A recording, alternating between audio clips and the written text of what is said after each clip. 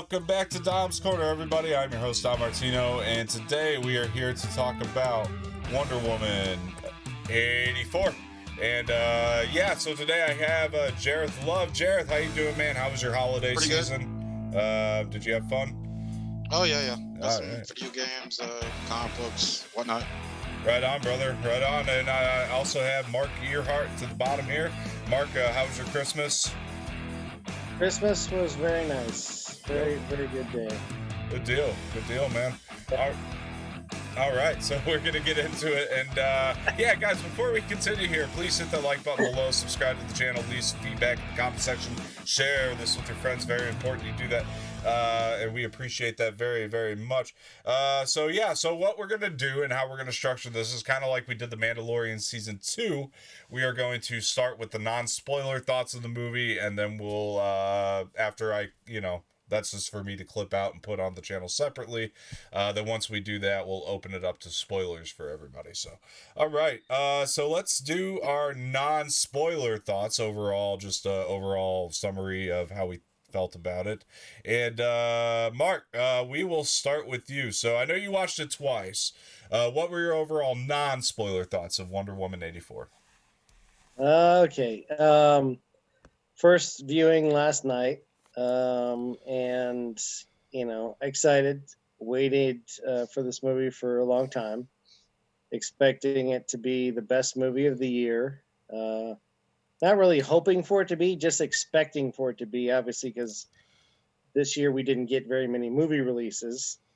And, ultimately, if you looked at all the movies that were going to be released, my favorite type of movies are going to be the superhero genre. So this one and Black Widow were in contention to be my favorite movies of the year originally. Anyway, so I get into it. I watch it. I liked it.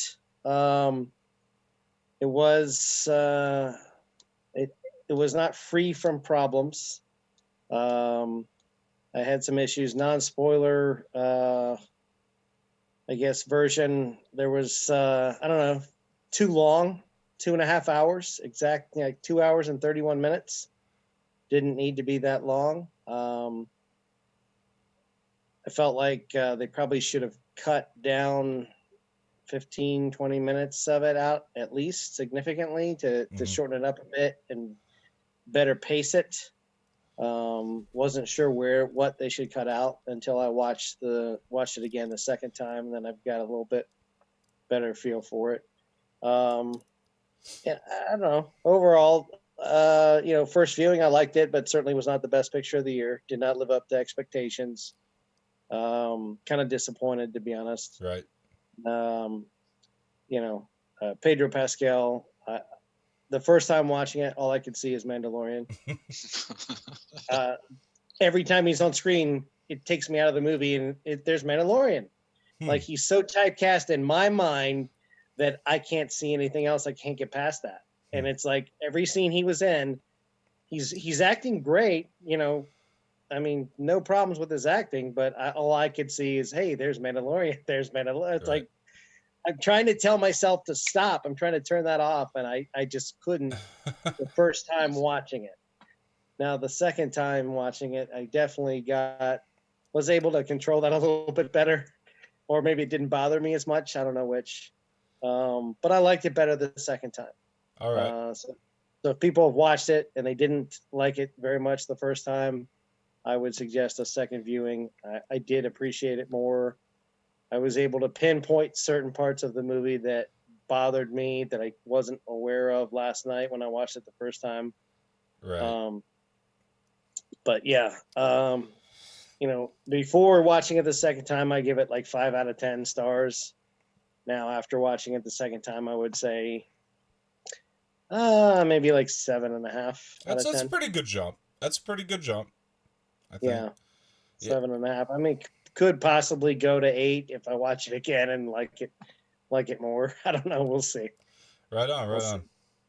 Jareth, this is pretty cool, man. We're back doing it again. This is Yeah. you haven't been on the channel for a long time, so if we Oh, have no, any OG Anoraks on Air fans sitting here, they're gonna be pretty stoked to see Jareth back. But yeah, we're doing it again. We're reviewing again, and this is exciting. Your debut on Dom's Corner. Go ahead and give your non-spoiler thoughts of Wonder Woman 84. I liked the chemistry between what was it? Steve and Steve and Diane. Steve and Diana. Diana. I like the chemistry. The Careful. I'm just kidding. some of the acting was a little hokey. Some of the script was a little hokey. Okay. I thought, but as we discussed before we went on air, the DCEU as a whole can be a little hokey too, though. It's true. And I don't think. I think that's what they're going for. They're not going for serious. Yeah, I kind of caught that too. Look, real quick, not to cut you off completely. I'll let you finish in a sec. I was just gonna say, I think a lot of this over the top stuff, like to me, I just took it as they're setting it in the '80s, so I think that they were trying to make that separation. I think that that's what they were trying to do, but that was my take on it. But go ahead, Jared. I liked Kristen Wiig as Cheetah. Yeah. Me too. I think she did a good job. I actually liked her better than Maxwell Lord. Right. Agreed. It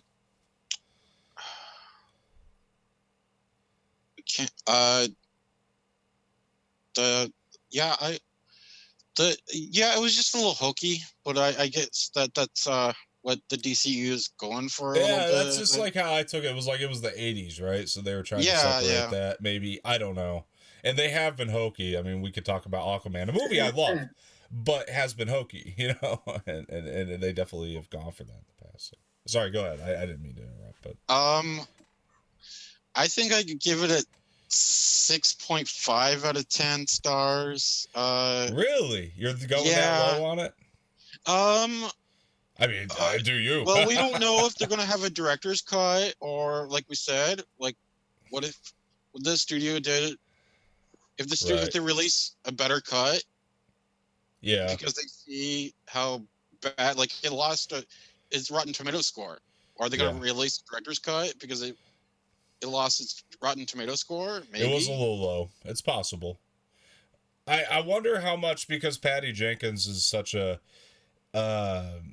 I don't know, very straightforward type of director, how much she actually, I mean, there's always stuff cut from a movie, but how much that, she cut that she would have liked to keep, you know what I'm saying? Like, it'd be interesting to see that. I mean, I could tell you, did you have anything else you wanted to add to the non-spoilers portion of this? I liked the beginning, like with and then, I just like the sorry, I would just to specify the past without spoiling it. Like, is that what you mean? Yeah. I thought that was fine. And then I thought the third act was kind of stale, though. Interesting. All right, I'll go into my stuff here. I disagree with this movie being bad at all. I actually. The first time I watched it twice as well. The first time I watched it, I was actually trying to figure out which of the two Wonder Womans I liked better. I actually ended up enjoying it that much. And actually, if we go back in time here, I was kind of telling you guys a little bit about this. Is when the trailers were coming out, I was one of the guys that wasn't that impressed, and I was afraid it was going to be too hokey for me, or too much on the comedic side. And actually, those are the things that seemed to piss everybody else off. I actually was okay with the way that all played here, and I was actually pretty happy with it. Maybe it's the COVID-19 effect, and I just wanted a big blockbuster, and anytime I get one now, they just end up working on me. I don't know. This movie definitely, like, Patty Jenkins, like, definitely took it or made an effort to zig where you think it's going to zag sometimes. And as far as just, like, you know, sometimes you might think you're going to get action, just typically, you know, when you think about where these types of movies go, and then you end up getting more emotional stuff. I actually respected that a lot. Visually, it's fantastic throughout, though. I mean, there's no doubt about it. I mean, it really, I mean, we know it's set in the 80s. That's not a spoiler. So there's a lot of, you know, 80s type colors going on throughout it. I think they kind of did that a little bit better than. This is not just toward the cinematography in Ragnarok, but Ragnarok tried to do that very vibrant, you know, color type thing. And I think this movie did it a little bit better. It wasn't too much for me. I know, Mark. Shut up. Oh my god! I'm about ready to pass out with what you just said. You'll get a turn, but Oh I have my feelings on Ragnarok. I love Taika Waititi, but I have my feelings on that movie. I think it's a beautiful movie. I just think this movie did that kind of thing a little bit better. But whatever. Well, that's a different podcast for another time, maybe. But we'll do all the MCU movies one day, Mark, and you can talk about it then. But listen, yeah. So I mean, we gotta pay tribute, or we gotta talk about Hans Zimmer's score here. I mean, it was really fantastic. I think that I had struggles finding things to complain about. There's definitely some things to complain about. I'll tell you one of my complaints that's not really a spoiler is, like, I don't know if you guys noticed this, but for some reason, anytime she looked at a photo that was like from the past, it looked incredibly photoshopped.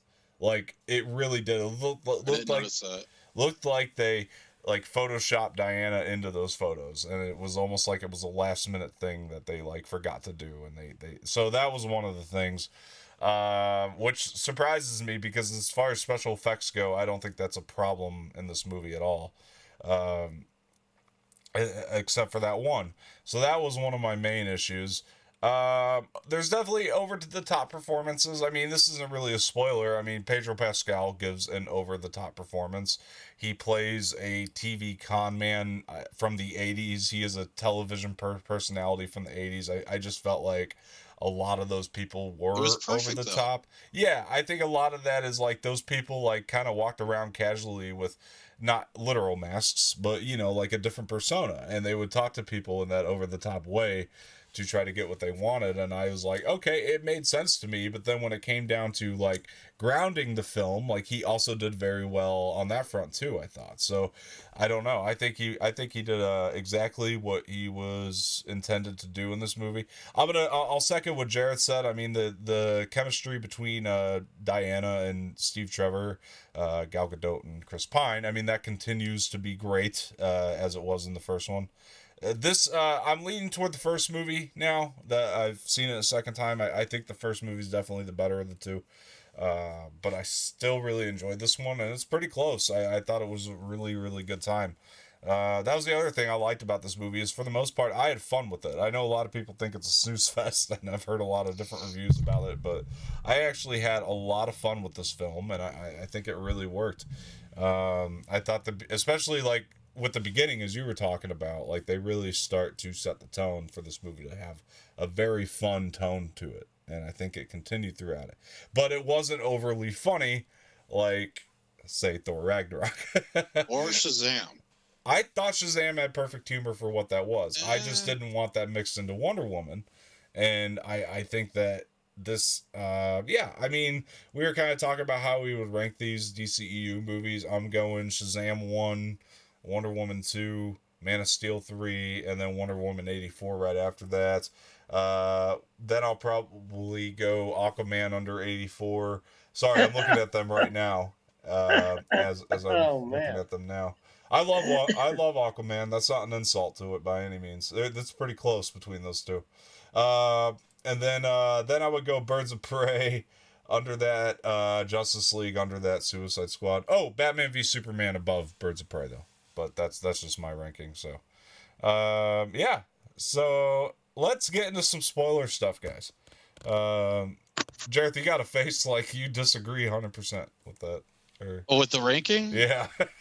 Yeah, you put Birds of Prey above Justice League? Yeah. 100%. I'd rather rewatch Justice League than Birds of Prey. That's interesting. I really enjoyed Birds of Prey. I don't know.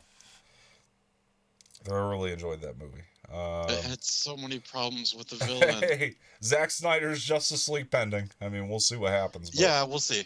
Yeah, I mean that can easily change once that comes out. But as far as Joss Whedon's Justice League, yeah, I would put it under Birds of Prey 100%. The Birds of Prey is shot better just in general. I mean, the action is far better in that one. I mean, it's 100%. It felt like they were trying to capture some of the 80s Batman. Sure. I'll take it. Then me as a comic book geek had so many problems with it because the characters weren't the characters from the comics. Yeah, well, that's fair. Well, that's why I wanted you here too, because you know the comic book stuff, so you could speak a little bit more to this kind of thing. Well, I don't know much about Maxwell Lord, to be honest, because I don't know much about Wonder Woman. That's fair. Except for like the Greek. Right. And they've retconned her like 3 or 4 times. Yeah, that's true. She's made of clay. She's Zeus's daughter. Blah blah blah. Right. Okay. Might as well. I'll just go off what I have wrong with this film. Well, hold up, Mark. I wanted to ask you your input on this. Not to make the whole podcast about it, but Birds of Prey versus Justice League. Which one are you going with? Man, that's a tough question. I just wanted you to chime in and have your moment. I think, like, obviously we don't have the Snyder cut yet, so right. We don't know what that's going to be. The expectation is that's going to be unbelievably amazing. Right. That's the expectation. Now, I doubt it will live up to the expectation. I don't know. I liked Birds of Prey quite a bit. I had no issues with it. Really, overall, it to me it lived up to the expectation of what I figured it was going to be. Okay, fair enough. Some slight annoying characters in it. Sure, I can agree with that too. Yeah. Didn't care for the little girl character. Kind of reminded me of Rose Tico from The Last Jedi a little bit. Not because she was Asian, just reminded me in general. Annoying. I appreciate you clearing that up. Just being an annoying character that was on screen that I just really didn't care for. She was supposed to be one of the Batgirls. Yeah, she in the comics. Yeah, and she wasn't very. No, she was supposed to be a mute, runaway kid. If she was mute, it would have been a lot better, I think. That's a whole other thing. Let's talk about what the people came to see. Wonder Woman. Okay. All right. So we're gonna get into spoiler stuff. So everybody's been warned.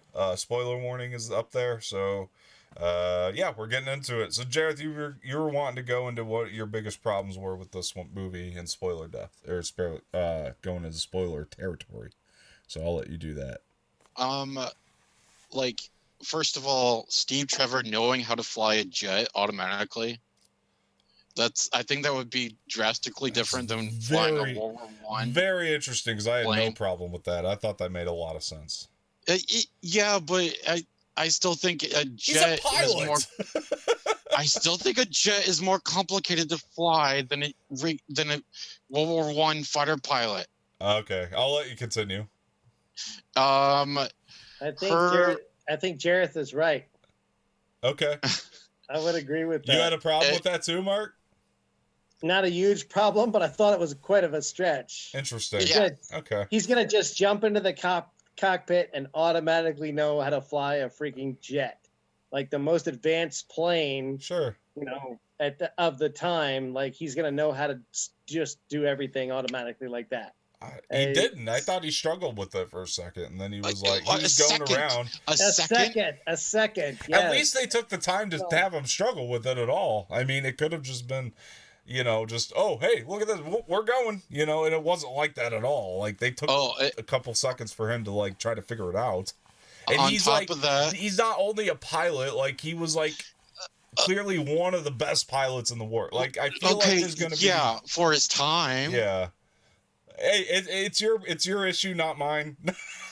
Continue. I'll let you continue. But her just automatically using the see, what I have a problem with the Wonder Woman in general is like, okay, you can fly, but you have the invisible jet. Okay, why do you need the invisible jet if you can fly? well, Like in because the some, radar, they yeah, explained that. She no, said but I actually thought that was one of the funnier moments too when she told him about the radar and right. well, Well, shit, okay, let me Diana. explain. Well, remember like on the Justice League cartoon, she still had the invisible jet, but she could fly. But that was for people that wanted to fly with her. Wait. So you're saying like, why would you need the jet if she can fly? But she couldn't fly Right. yet. Exactly. Right. But in some origins, she could fly and she couldn't. But in this one, she learned. She used the spell and she didn't know how to use it. She just all of a sudden knew how to use it. I had a problem with that. Like she couldn't use it during the previous movie. What spell are you talking about? The invisible one? Yeah, She still, again, it's the same thing. She's trying to figure it out. Like, I don't know why this I is a know, problem. but for what did she say? 200 years or something? Yeah, and she figured it out. The stakes were high. She's Weren't the in more of stakes a high in the first one? she's in more of a rush to figure it out here, I feel like. I So don't it's know going about to that. They had time to kind of plan it out. I don't know. She didn't think about the radar. They covered that, which I thought played really well into the comedy. First of all, Well, yeah, I'll give you that. yeah. But So I still second, have issues with the invisibility spell. it's not, I don't think it wasn't that she couldn't use it at all. It's just that she hasn't mastered it yet. She even said she used it on the coffee pot or coffee cup, but she lost it. Like she did use it Okay. before, but she lost the cup. So I don't know. I'm trying to figure out why you had an issue with it is all. Because like personally, like I was like, yeah, it made sense. I don't know. It's your issue again, not mine. So The ending with Maxwell Lord, I feel it was a little bit anticlimactic. I felt like the like, and then I thought Cheetah was dead, also, because she was zapped. You didn't know if she was dead or not. I want to get into that because that's one of the small issues I had. And then also she didn't get electrocuted when she was holding Cheetah underwater. Yeah. Maybe the magic armor protected her. I don't know. Possibly. I thought it would have been more effective had they killed off Cheetah in that moment. I kind of want to see Cheetah again. What's that? I want to see Cheetah again. Well, I do and I don't. Like, okay, like I do want to see Cheetah again. I don't disagree because I like you. I thought Kristen Wiig really destroyed with that character, and she did a lot better than I thought she was going to prior to going into it. But my take on this is like, okay, so you remember Man of Steel when Kal-El had to kill Zod? Like break his neck, and like how powerful that moment was when he did that. Like I thought it would have been cool to give Diana the same thing. Like so she had to kill Cheetah in order to achieve what she was doing. You know what I mean? Mm-hmm. So like I thought to give Diana one of those arcs, like they did with Kal-El would have been very, very cool. Yeah, but wouldn't they really like shine in on that moment then? If they actually, because you didn't know if she was dead or not. They didn't really. No, they showed her again. Yeah, I know, but you didn't know like beyond that point, like before that point, if she was dead or not. Like I assumed she was dead. That's my point. Like you could have had her bring her above the water. Diana's killed people before. I'm guessing. Yeah, but when you watch it a second time, you will notice, because I thought the same thing the first time. Then when I watched it the second time, I noticed that she wasn't dead, but Diana like. It was like inferred that she was going to die if she didn't make this choice, but then she didn't die. So it was a little okay. Like You used hokey before. It was a little hokey. Yeah, and to answer Jareth's question, yeah, she probably has killed people before, but she like befriended this woman, so it would have been a tougher thing. It's like kind of like Zod and Kal-El had a relationship in Man of Steel, right? So like, and that's why it was even harder for him. Yeah, but they to weren't make friends. That choice. They were more adversaries. But you get my point. They had a thing. So like, she was actually friends with this woman. So to make the choice to have to kill her, I thought would have been more powerful for her character. But again, I do want to I'm torn on it because I do want to see Kristen Wiig play that role again. I think and like cool, maybe she becomes the cheetah based on experimentation or something else. They could just like add her as, I don't know. I mean, they were building up to a Legion of Doom and the Justice League, the original Justice League movie. Yeah, and she could be in it. We don't know. I don't know. I mean, I don't know. What were your other issues though? I felt like flying through the fireworks was kind of hokey. Visually stunning. I loved it. Visually stunning, but kind of hokey.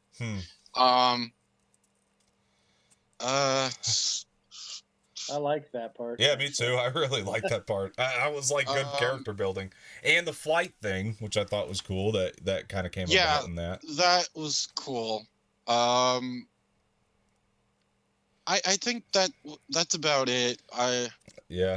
Actually, I will say the firework thing I thought was one of the scenes that was most consistent with the first Wonder Woman and their chemistry, like together, and that like I thought that just was carrying that over into this movie. I thought the scene played really well. Like you said, it was visually stunning. I don't know, Mark, what were your biggest gripes? Now that we in spoiler territory, yeah. Okay, so just checking my notes here. Mark should host today. Yeah, Mark should host today. I don't have any notes. Okay, so I guess really after watching it 2 full times, my biggest complaint out of the gate would be it just wasn't as powerful of a movie as the original Wonder Woman. It just wasn't as good. It wasn't on the same level. By originally, you mean the first one with Gal Gadot and... Yes. Okay, I just want to make sure. I thought that was a perfect film, pretty much. I loved that one, absolutely. I believe, I don't know, the year it was released, it was definitely in my top 3 films of the year, for sure, hands down. No questions asked. I mean, I really love that movie. Oh, I agree. Yeah, it was me too. Yeah. And as far as the DC ranking goes and all that stuff, I probably would choose Man of Steel, and then Wonder Woman and Aquaman are tied for second place. I'm not sure which one I like better. I guess whichever one I'm watching at the time I like better, but that's pretty much the Wonder Woman and Aquaman, those 2 films to me, DC Universe did right. They didn't screw them up. It was good stuff. Shazam's not higher up for you? No. Not that I didn't dislike Shazam. I like Shazam. I went with very low expectations. I thought Shazam was going to be terrible. Interesting. I thought the trailers looked really campy, really hokey. It was a better movie than its trailers, that's for sure. Oh my gosh, way better. Yeah, I saw it and I loved it. I thought it was a great movie. Yeah. Just wouldn't rank it as high as Wonder Woman or Aquaman or Man of Steel. Yeah. Not sure. Maybe it would be right under those. I'd have to consider it a little bit more. It probably is. It probably would be right after that, I guess. But yeah, Shazam turned out to be great. Definitely surprised there. I expected, bad things. But obviously, getting back to this Wonder Woman, I expected it to be Best Picture of the Year since we didn't have that many great movies. And, the flaws in it, the spoilers, I guess, Trevor coming back the way he did. It's like all of a sudden he's back. It's like he's magically, this guy turns into him. It's like, what the hell's going on? and you really don't know at this point how the hell he just came back. It's some kind of magical whim. What we didn't know that if she's going to wish something, that her wish is going to be granted and all that. It's like, he's back. How the hell did that happen? I'm scratching my head. Everybody's like, what? Huh? What? But anyway, so that was the first viewing was hokey. Obviously, second time seeing it, I knew why. I had to, so it didn't bother me as much the second time. So I would say, like I said before, I enjoyed the movie the second time better than the first. And then the Max Lord, I don't know, before we get to Max Lord, let's talk about, okay, the title is what? Wonder Woman 1984, right? Right. You mentioned earlier the referencing of being an 80s, movie set in the 80s or whatever. Yeah. I had a major problem with that. Okay, yes, they had a pretty awesome scene in a mall that had stores that were around back in the 80s. But that's pretty much, most of all they had. I mean, Stranger Things did it perfect. It had so much of 80s nostalgia packed in Stranger Things. Even Captain Marvel, what was that, set in the early 90s? Yeah. Late 80s, early 90s? Like 94, I think. Yeah, even Captain Marvel did it better with the setting of nostalgia of the time period. This one just, it gave us that little mall and some of the outfits and the clothing. And then you heard a clip of Frankie Goes to Hollywood, which I didn't go back and double check to see if that song was actually released in 84. I don't think it was. I think that song came out after 84. I could be wrong. It might have been 85. It might have been 86. That's such a nitpick. No, go ahead. I'm okay with you having a problem. I have to go back. But as soon as I heard that song, I'm like, I don't think that song came out in 84. Like, that started to bother me immediately. Like, boom. I could be wrong. Maybe it did. I'm going to have to go back and research that. It's fair. Yeah, nitpicking. I get it. That's fair. But Wonder Woman 1984 is the title. It's a bold statement. Where's all the 1980s reference and where's all the mid 80s stuff? It's like, you gave us a little bit, but you didn't carry that out through the whole film. It wasn't it wasn't a focused back piece, and it really should have been, since it's in the title. If it wasn't in the title, I wouldn't have cared. But because you told me flat out what I'm going to be watching, and I didn't get it, I'm like, where is this 1984 Mark, reference? Who did it better in the 80s? X-Men Apocalypse or this movie?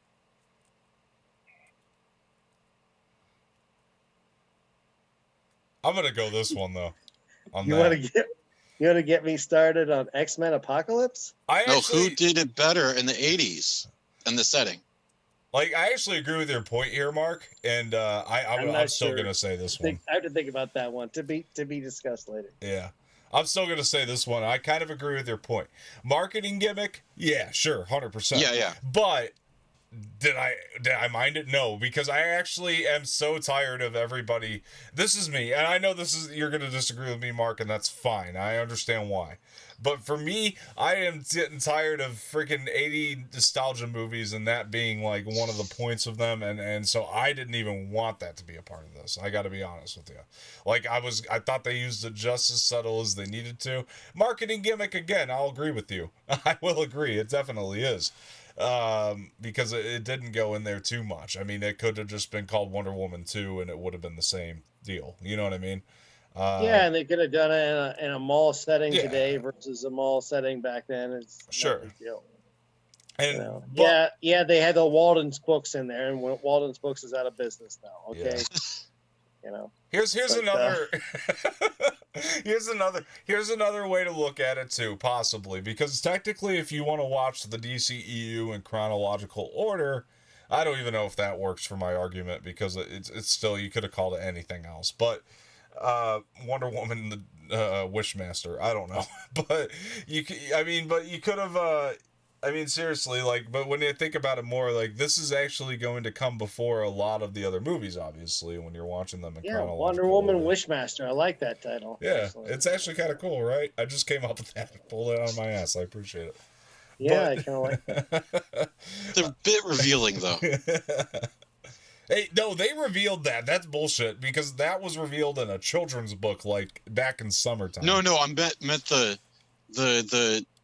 oh, this is how Steve Trevor comes back. Right, they revealed that in a children's book back in the early summertime. So that's bullshit. Okay. So they revealed that, and honestly, I wish he wasn't in the trailers. I think the moment, me too. Honestly, their chemistry, I love them, but then it hit me pretty well when he came back. But it would have hit me a lot more had he just not been in the trailers at all. That would have been a lot more surprising. You could tell the way it was made. It was not made to be marketed beforehand. You know what I mean? The way that Patty Jenkins made the movie. Yeah, they shouldn't have had him in the trailer. They played it like it was going to be a twist, and then like it didn't work that way because stupid marketing departments had to put him in the trailers just to get people to go see it. But you could tell that they were going to play it differently, and it's stupid.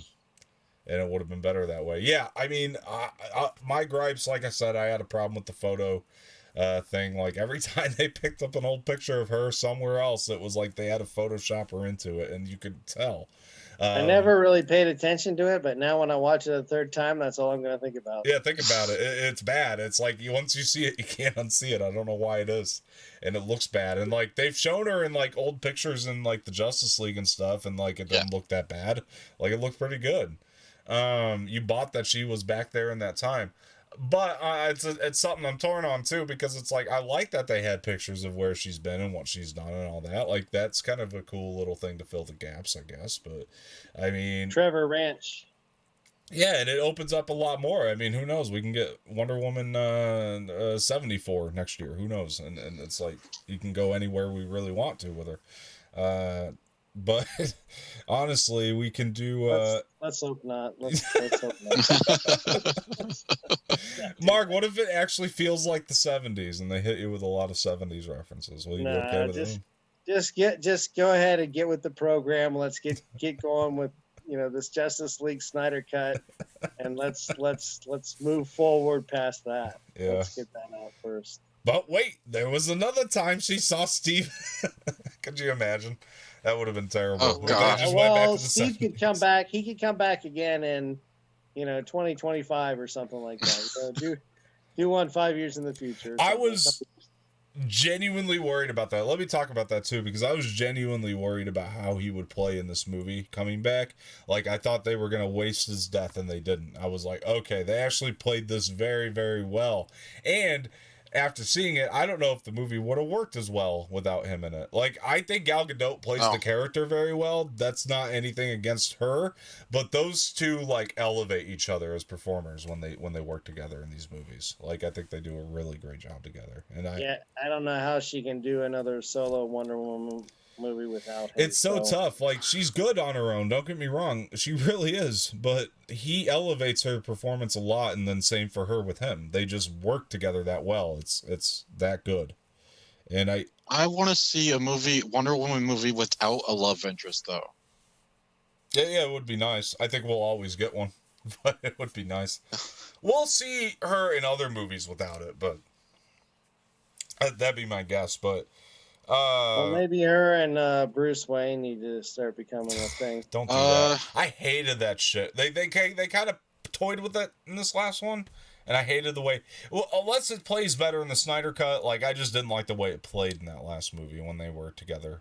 Like they were like I don't mind them on screen together. They work together as actors, but like I don't like the idea of toying with them as love interests. That just doesn't work. It doesn't seem right to do that with this Batman. Yeah. Not with him after Robin died and everything. He's really jaded and brooding. I agree. And it goes against him. I don't think he should Why be would he be in love with someone almost as powerful as Superman? Yeah. I'm okay with why didn't he try to go after Wonder Woman and he knew about her all of a sudden, and she's like almost as powerful, and she's not a threat. Okay. Oh, because she didn't destroy a city. Yeah. And why didn't anyone know? That's another gripe I have with this movie.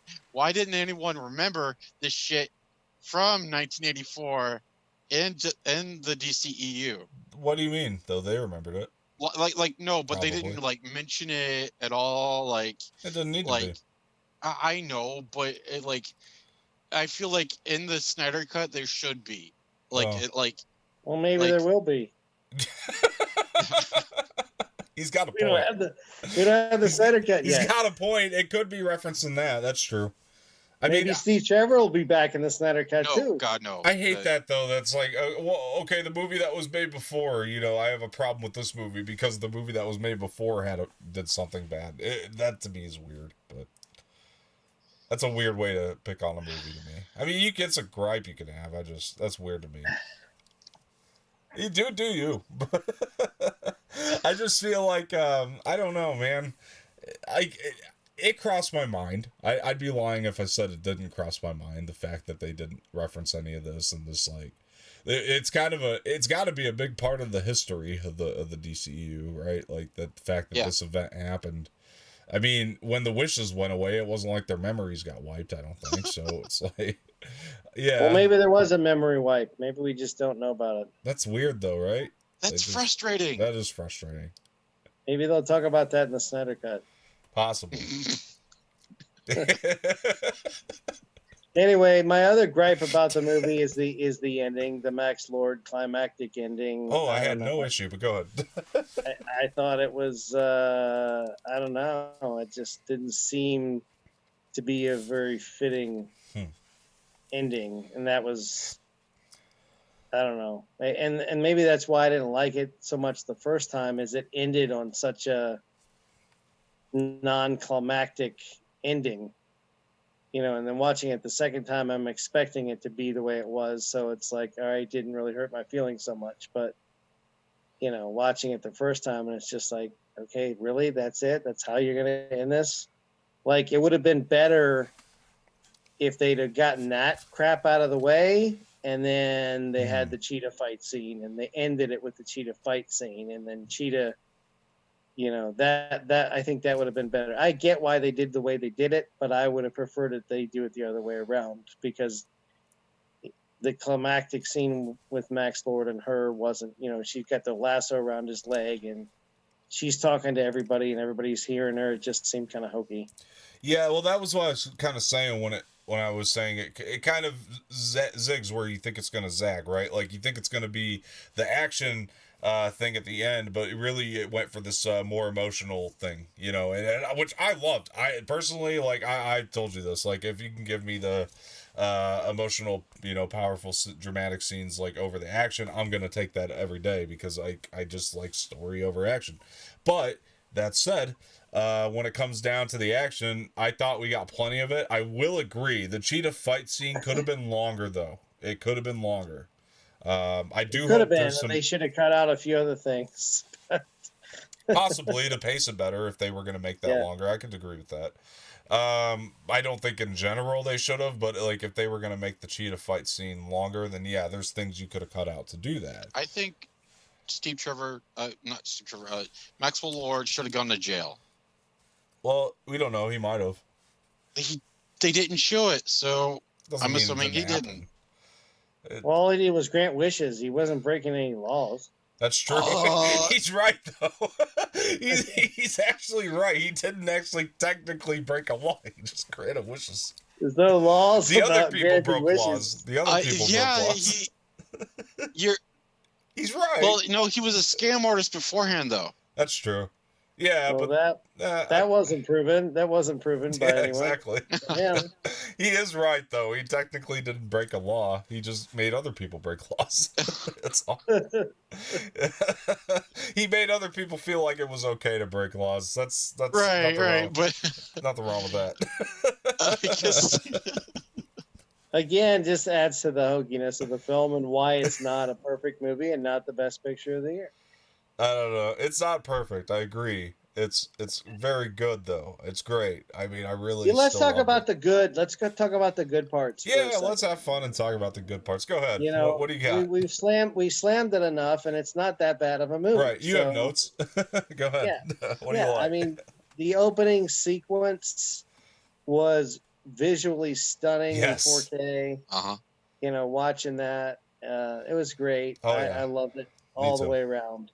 And then, of course, and we talked about this, the scene in the mall, Wonder Woman's action scenes. That was great. It was a lot of fun. I agree. I had fun with that Popcorn too. movie style all the way, cheering on Wonder Woman. Her throwing the little kid against the teddy bear, that was cool. No, with the tiara. They never did that in the previous one. Yeah, that's true. I don't think we've seen the tiara in action. Yeah. So it was really good, and a lot of good stuff there. And I wanted to, I complained about it. I know I told you over text earlier, but with watching Pedro Pascal and just not getting Mandalorian out of my head. But watching it a second time, the chemistry between him and Cheetah seemed pretty good. I thought after watching it the first time that as soon as he showed up, the movie went downhill. But then watching it a second time, it really wasn't the case. He was good, and I enjoyed the interaction between him and Kristen Wiig and Cheetah, whatever you want to call her. So I thought that was good. Yeah. I liked that, and then some of the wishes were interesting. His employee wanted to wish for whatever Ferrari or something. Porsche. He's like, did I ever grant your wish already? He's like, yeah. He's like, damn it, get out of my way! I gotta that was find good. somebody. Yeah. So there was some good comedy. What is consider the sex tape gone? That was a good one too. Yeah, that was good. Yeah, exactly. So there was some good stuff there. The Wonder Woman scene where she's trying to catch up to Max Lord in the trucks, and she's fighting against the trucks, and she's not having full power, and you're kind of like, what the hell, That scene, I mean, it was good and well done and well orchestrated. Trying to save the kid, and then ultimately, the trucks don't hit them, but they could have. But so it worked out. But that was good. Can I interrupt a little bit? Yeah, go ahead. Go ahead. I felt like the White House fight scene was actually better than the full Cheetah scene. I feel like that fight. Yeah, it was pretty epic. The White House fight was the best fight. Yeah, I agree. It reminded me of X-Men 2 a lot. Yeah, I thought the same thing when I was watching it. With Nightcrawler. That's right. Like this. Like you knew why she was losing her powers, and yet you were still rooting for her. Yeah. Yeah, it was good. Definitely a good scene. That's very true. I mean, yeah, highs for me. I mean, like I was gonna say, like Pedro Pascal too. I mean, like I really enjoyed him the first and second time I watched it. It didn't take me out of it that he was in this. I mean, I expect him. He's one of those actors that can yell and just like it works. Like he can yell at any time he wants to, and it works. I mean, remember Game of Thrones? I am Oberyn Martell. Like he does it very well with this intensity that it's like, yeah, it's over the top, but it works. Even though Mando, he's much more subtle. For sure. But yeah, I enjoyed that. I mean, again, like Gal Gadot and Chris Pine, that they're great. They are very good. They've come into their roles. I think I even felt like even with Gal Gadot, even though I thought she was great in the first one, that she came into her own in this one a lot more. That's another thing I want to throw out there is like like I felt like it feels like she did. Yeah. Yeah, I think it felt like she did. She's felt more comfortable this time around, which is great, and I think she did a good job. I mean. Yeah, I mean, for me, like I actually really like the more powerful stuff, like with her and Steve Trevor. Like I think that stuff worked and was played really well. It's definitely the highest points of the movie. I mean, Cheetah, yeah, Kristen Wiig. I was worried about when she first came on because I was like, I like Kristen Wiig, but she just the way they were playing her, I was worried, and I was like, oh man, is this not going to go well? She's never done anything like this that I can think of. Yeah, and I got to give her a lot of fucking credit because she came in and killed it. I felt like she was channeling, her awkward SNL characters. Yeah. What worked. It did. It worked very well for her. It did work. And then when she wasn't like the nerdy girl anymore, it was like, well, this is a new thing for her. Right. Like, and she's pulling it off. Yeah. Oh, yeah. So, yeah. Yeah, she just. And I like how her attire changed throughout the scenes as she gained confidence, too. Yeah. Oh, yeah, that was cool, too. Yeah, she came off. I felt her as a villain. You know what I mean? and she did good transitioning as an actress throughout the movie for it, and she did, yeah, it was awesome. And that was something I was worried about, especially because the cheetah in the trailers didn't look good. I think they went back and fixed that, thank God. That first time we saw it in the trailers, it looked overly CGI'd, and I thought it actually played very well here. That was another thing I was happy about. So yeah, she killed, man. She was so good, and like it almost reminded me. I'm not gonna put it on par with the performance, but the transition reminded me of something like the Michelle Pfeiffer Catwoman. You know what I mean? It was on in this, not on the same level of acting, but it was the same vibe. You know, and I really enjoyed that. Yeah. So that was something else I really loved about Kristen. I'm not gonna disagree with your statement. Yeah, it was. Yeah, because like obviously she's not that top tier, but you know it was the same vibe they were going for, and I feel like they took inspiration from that quite a bit. I mean, when she's beating the guy down in the alley, and I mean that was crazy shit, man. I mean, watching it the first time, seeing that scene, I really thought she kind of was beating the hell out of the guy too much. But then the second time watching it, you know what? This guy almost tried to rape her. Yeah. No. Oh yeah. Oh yeah. No doubt she's gonna want to kick his ass so bad, maybe even kill him. Oh yeah, he earned that ass whooping. That was right. I mean, if she killed him, and you don't know if he lives or not, if she did, I mean, he, I think that they should have let him kill, like, have her kill someone. Like, that would have been like, or have maybe her. She did, right? Yeah, or have her not take her wish back. Right. And then leave her for the third one. Yeah, that could have been something.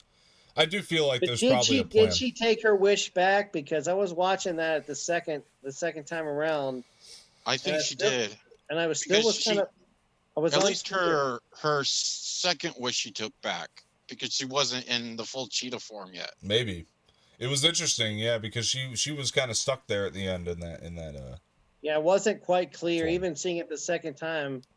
The first time I wasn't clear at all, but the second time I still wasn't quite clear, but I was also trying to get ready to get on here with you guys. So sure. At that point. So I'm like, okay, well, but is she or not? I need to go back and look at that one more time. We'll see what happens. I mean, I thought that what was I gonna say? It was something about the ending there. You guys mentioned you didn't really like the Pedro Pascal thing too, that came in at the end, like with her and Pedro Pascal. Like, I thought that was actually really awesome. Like, it was kind of a message, like, honestly very relevant to a lot of the stuff we're going on in the world, that's going on in the real world. Which to me is kind of what they were kind of going for, which is like, we're gonna have some bad days, but they're never gonna be so bad that like there's worse out there, and they kind of showed that. It wasn't that I disliked that. It was just, okay, well, she knocked the TV camera down, so that's gone. Mm-hmm. So he's now broadcasting himself out of his own body or whatever. I was like, what the hell? He's not Professor Xavier, where he can just touch everyone's minds, strapped up to they talked about the equipment, though, that he can talk to everybody. It was particle beams or whatever. Again, and I'll give you that. I can give you that. That might be hokey. I thought the funny thing about that is how he said it's just like the Star Wars program. Like, I thought that was funny. So they kind of made. Well, yeah, mentioning Star Wars in there, of course, that was great. But they did have a Star Wars program. Oh, really? Oh, yeah. Yeah, they did. Oh. Yeah. I missed that. I didn't. Yeah, that was a Ronald Reagan thing. Oh, okay. Well, that's I don't know. Whatever. That's pretty cool. But I didn't actually know that. But yeah, he was such a Star Wars fan. He wanted it to be named that. That's even cooler. Yeah, I didn't know that. Honestly, that's a piece of history I didn't know. So schooled me. But but even then though, like he didn't call it The Last Jedi. No, absolutely not. But what he did do is he kind of explained that, and so for me, like, that's why it really worked, is because he was like, I mean, I knew you could call that whole concept hokey, but like just knowing that he is talking to everybody, and then just the way that like it kind of played like a twist, not really a twist, but like kind of a twist, where she was comic book science, right? She was like, I'm not talking to you, I'm talking to everybody, and she's connected to him, by the rope, Right. I thought was an awesome delivery. And that's one of the things I really, really loved. I knew like this ending, the way it went, was probably going to be one of the more divided parts about the movie, divisive parts about the movie, because of, we come to expect in these comic book movies a big action extravaganza at the end, and I understand that. But they decided to go for something different. They decided to make it more of a message, and to make it more about this relationship between this father and son, which I personally thought was built out very well throughout the entirety of the movie. And I didn't think the kid actor was that was expected. I think everybody was, at least from my point of view, everybody was going to probably thinking, okay, his kid's got to come into play for his decision. He's got to. But we probably mostly expected action before that, like, you know what I mean, like big action, and it wasn't. Yeah, and that's why I think they should have flipped it and dealt with him first and then Cheetah second. Maybe. Yeah. It would have been weird, though. Yeah. Because the only thing that would have been weird about that, and again, they still never made it clear, so I know it would have. Did she take her wish back? Yeah, I think I would have had more of a gripe there just because of that, but they still didn't make it clear regardless. So if she got her wish back or not, so who knows? It might have played pretty well. I don't know if you guys remember this or not, but they did say that Wonder Woman was bisexual, so they could play that in later into the third one. Wonder and I think Woman was Patty bisexual. Jenkins, who said that? DC Comics. Oh, did they? That's established? Yes. You think her and Cheetah would have a relationship, though? No. But I think maybe Cheetah, they could say like Cheetah has a crush on her, or that maybe she falls in love with a woman in the third one. I don't mind her being bisexual. They've just never established it in these movies. So I think if it just happened, I don't know. See, like, I don't really care. Like, I'm on the side of like, you could be bisexual, but if you haven't established the character as that in the movies so far, and you just did it randomly, that's they could do a flashback with her on with the Amazon. Sure. I don't care. Just make it execute it well if you're gonna do it. Like, I don't mind her being that. Just execute it well. Like, you can't just make Seems like it would be out of place at this point. Right. I feel the same just because of how they built her to. I mean, she's played the character 4 times and we haven't had any of those tendencies. Well, no, there was a storyline where one of her sisters was, or one of the Amazons went crazy and in the movies. No, a storyline. We're talking about the movies comics. In particular, though. In movies in particular, they haven't built. But you know how they started these out with flashbacks, though. This could just be like, okay, this happened before because she grew up on an island with women. Come on. Yeah, I know, and again, I'm fine with that. They need to build it properly, though, and I just feel like with the way that she spoke about sex anatomy in the first film, it doesn't add up to me. The way she kind of went into that, at least for the interpretation of the character they're using in the movies. However, maybe I mean it'd be an interesting way to play it. I don't really care either way. She could be whatever sexuality she wants. Right. It just it wouldn't make sense because of the way they've built her so far, and at least this interpretation of the character. Yeah, well, especially since she didn't fall in love with anyone else. Right. But. Moving on from that, I'm trying to think of other high moments. I mean, I think we talked about the flight scene. I mean, where she ended up finally flying, which I actually think is very cool because we haven't seen her do it prior in the timeline, right? And I thought it was like, oh, they can do that because we haven't seen her do it in the first movie. So, did she fly in Justice League? Yeah, Batman v Superman for sure, but not Justice League. I don't know. She might have in Justice League. I don't remember. So many inconsistencies. I don't think it's inconsistent she doesn't fly if she didn't. No, with Justice League. Again, I don't think it's inconsistent if she didn't need to fly. Not that movie doesn't have inconsistencies. Right. It does. But Zack Snyder, again, the Zack Snyder cut. Yeah, Snyder cut pending, folks. But yeah, I thought the fight scene was cool. How they did the voiceover for Chris Pine, and I like that they brought in the they sampled. They've used it in many movies now at this point. The Adiago and D minor score that they sampled to pull into that moment was pretty cool. It always works very effectively in those types of moments. I thought that. I don't know. I mean, if I had a small gripe with that, which I know we're trying to get past the gripes, but if I had a small gripe with that, it was the fact that she was able to catch up to the plane that quickly. But okay, I mean, it's a small gripe, very very big nitpick. But yeah, I mean, I don't know what other shit did you guys like? I mean, oh, one more small gripe. I thought some of the side smaller characters could have been played better too. That's another small gripe I have. Like the one where she was trying on the dress and that character like was weird and like goofy and over the top. But I really liked that. You'll find this throughout the whole DC universe. At least I think so. That magic has a price. Yeah. That magic has a price. You'll find that in look in Doctor Strange. It doesn't have a price. They take it from other dimensions. That's true. I mean, to a degree, that's very true. I mean, yeah, they definitely like they played consequence pretty well with the magic here because it was like and like, Constantine, it's the same thing. Magic has a price. Yeah, and I like that because I was telling you about how they kind of spoiled Steve Trevor was going to come back by the stone earlier on in the summer, and when you hear that before seeing the movie, you're like, well, that's too easy. But what you don't hear is the fact that they're gonna pay a price for that. And so, yeah, I thoroughly enjoyed that. And I like that. I thought the way that he abused, because when you're first kind of introduced to it, again, you're like, how is this going to be a huge issue, him granting people's wishes? And you're like, oh, okay, I can see. He's going to go and grant. Monkey's paw. Well, yeah, he's going to go. Not only that, he's going to go and grant like every motherfucker's wish, and he's going to get power hungry.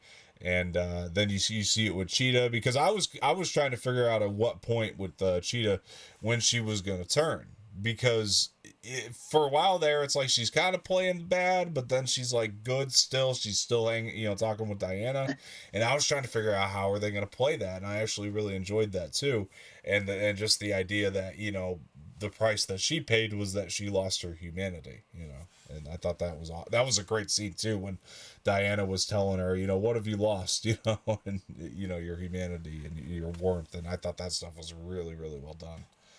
And I also like the relationship between Diana and what was the Karen? Barbara. I'm sorry.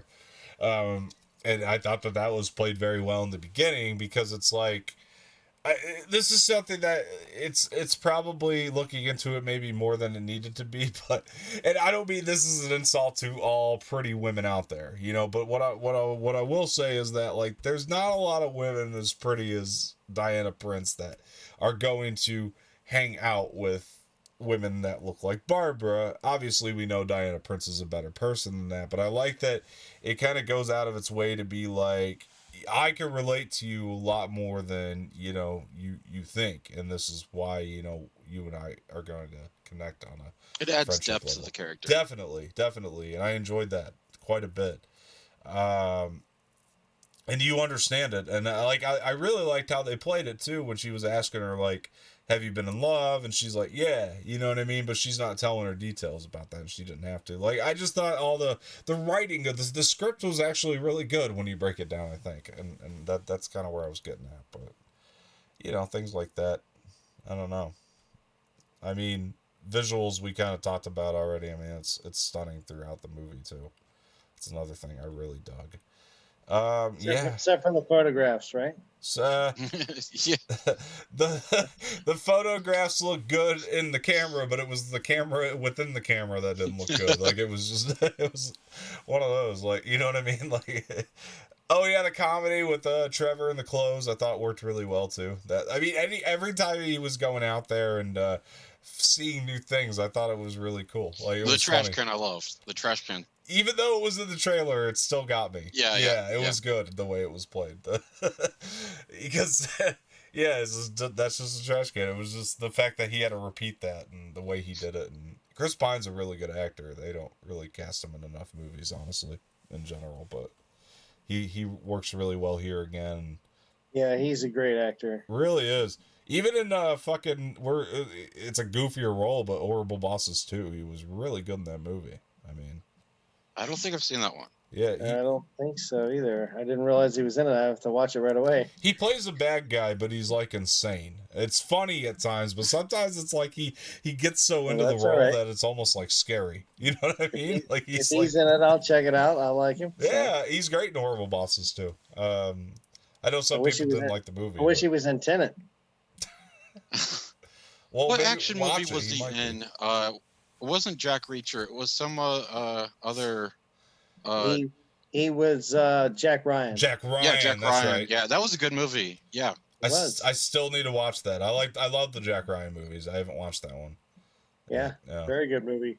Yeah, but yeah, guys. I mean, this is a really, really fun. Very fun movie. I thought I still love it.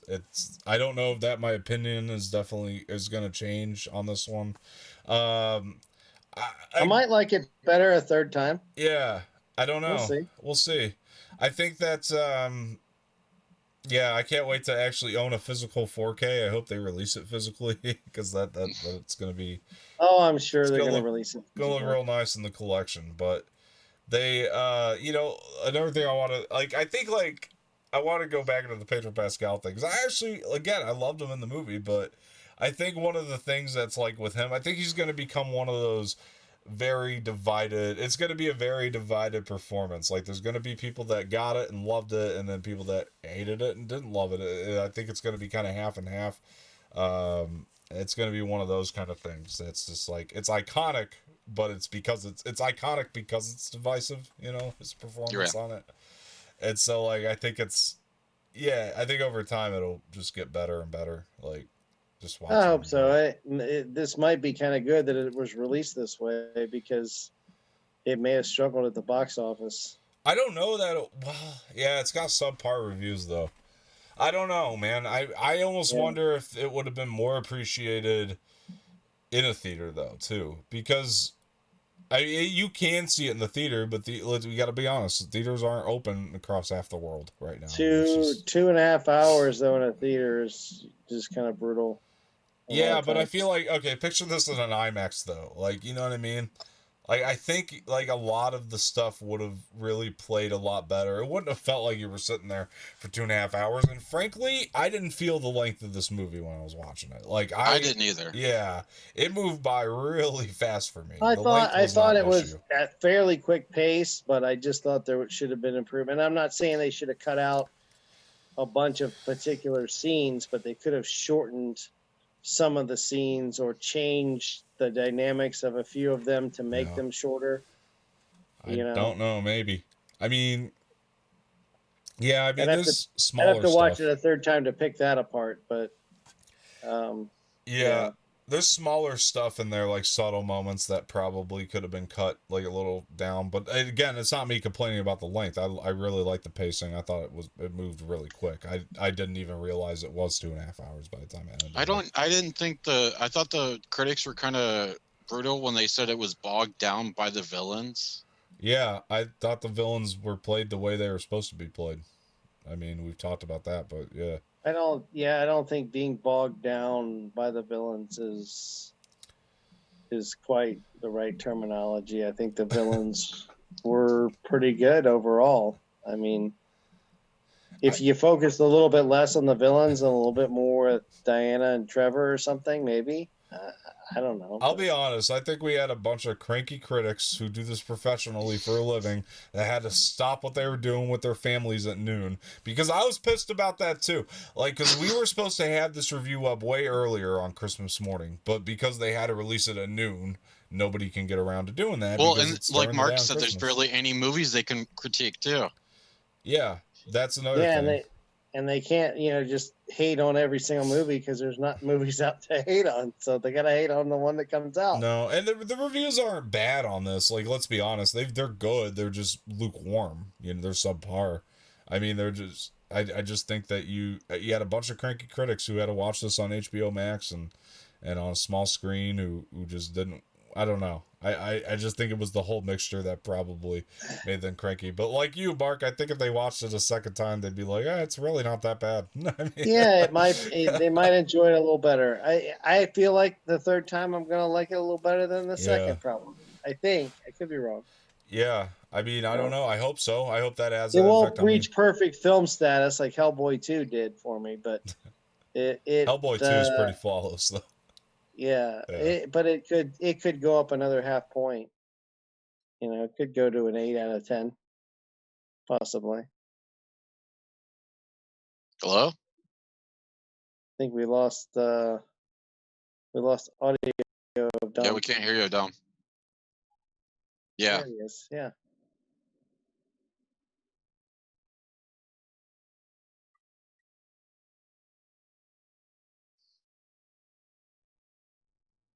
I do think it's going to be. Can you still hear me okay?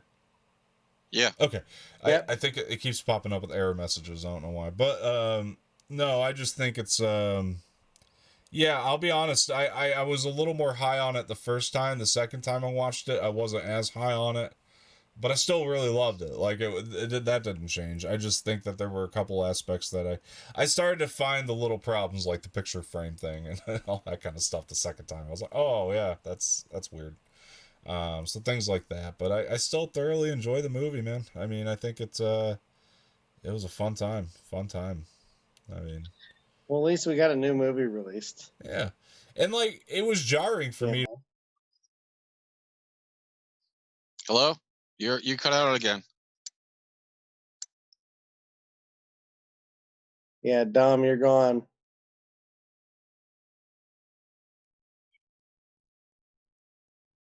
Okay, you're good.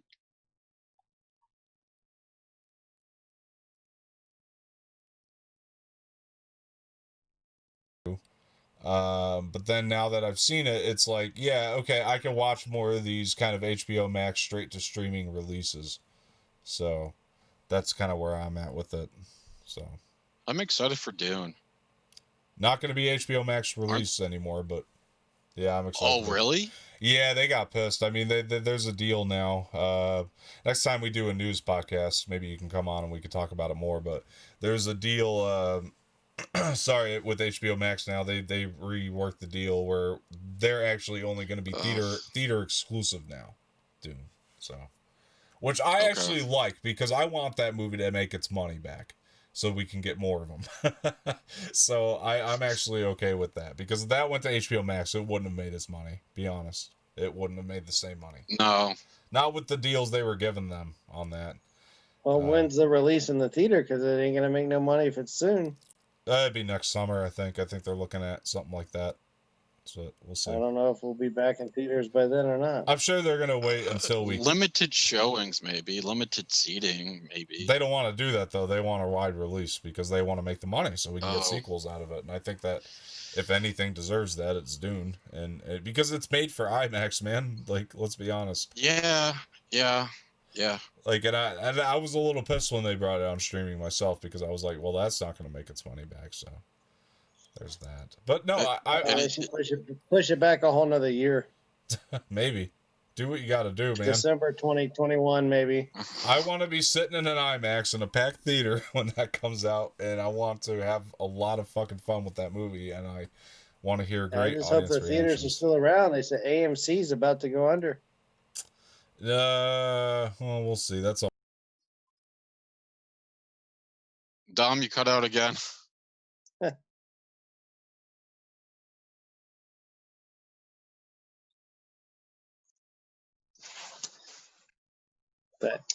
That dang cord. Yeah.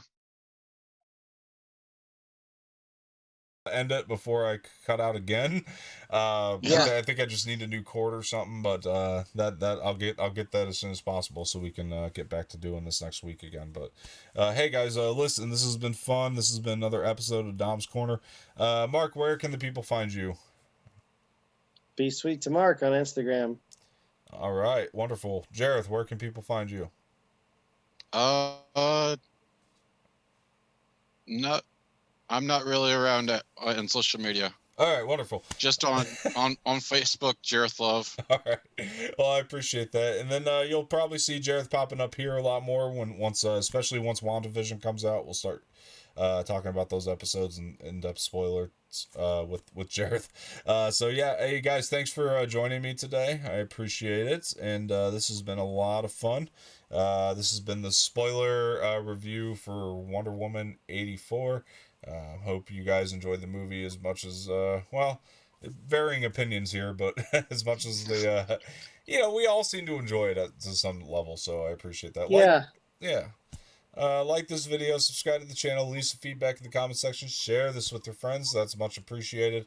And I'll also be leaving my Twitter and Instagram in the description below, so be sure to follow me there. Along with these guys, I'll be leaving there. Mark's stuff I'll be leaving in the description below. So thank you for joining again, and this has been another episode of Tom's Corner, and I'll see you guys next week. Appreciate it. Thank you. Bye-bye.